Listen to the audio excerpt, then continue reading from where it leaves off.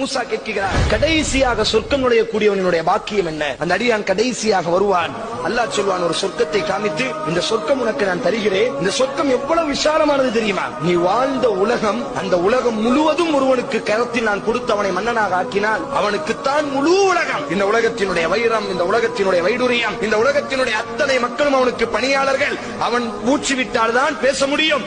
அவன் தான் இந்த உலகத்தினுடைய மன்னன் என்று இருந்தால் நீ ஏற்றுக்கொள்வாயா? அந்த மாதிரி இந்த சொர்க்கத்தை நான் உனக்கு தார, நீ போதுமா? உனக்கு ரப்பி போதும் யா அல்லாஹ், எனக்கு போதும் யா அல்லாஹ், இதுக்கு மேல எனக்கு எதுவுமே வேண்டாம், போதும், இது போதும்.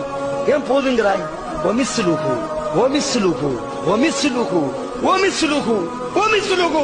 நீ வாழக்கூடிய அந்த உலகத்தை மாறி, அந்த உலகத்தை மாறி, அந்த உலகத்தை மாறி, அந்த உலகத்தை மாறி, அந்த உலகத்தை மாறி 5 மடங்கு நான் உனக்கு தாரேன்.